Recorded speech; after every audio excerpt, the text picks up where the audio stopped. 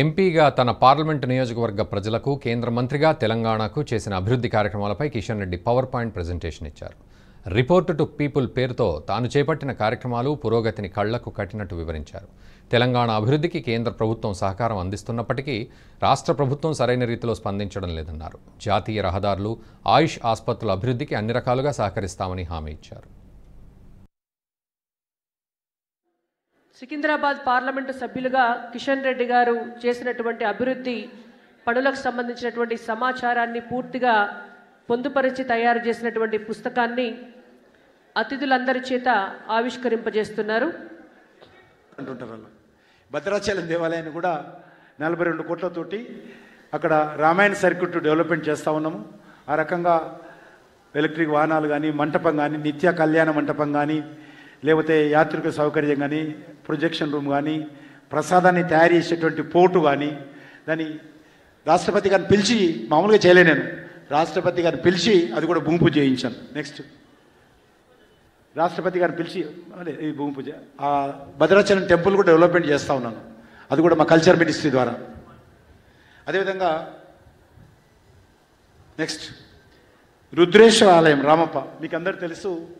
నేను మంత్రి అయిన తర్వాత తెలుగు రాష్ట్రాలలో ఇంతవరకు జయప్రకాష్ ఒక్కటి కూడా యునెస్కో గుర్తింపు రాలే.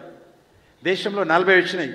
నేను వచ్చిన తర్వాత యునెస్కో గుర్తింపు ఉభయ రాష్ట్రాల్లో మొట్టమొదటి యునెస్కో గుర్తింపు ఈ యొక్క రామప్ప దేవాలయానికి తీసుకురావడం జరిగింది.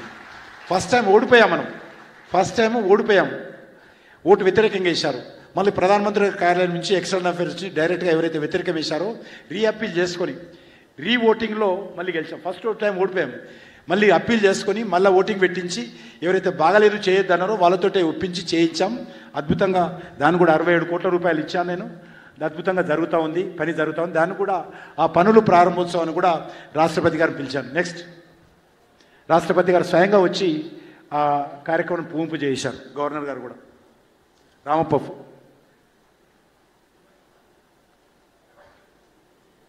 The great living Rudreshwara temple, popularly known as Ramappa temple, is situated in Palampet village, Mulukku district, Telangana state of India. The temple was built during the rule between 12th and 14th centuries of Kakatiya dynasty, who also constructed irrigation tanks, towns and temples as part of dharmic traditions of India.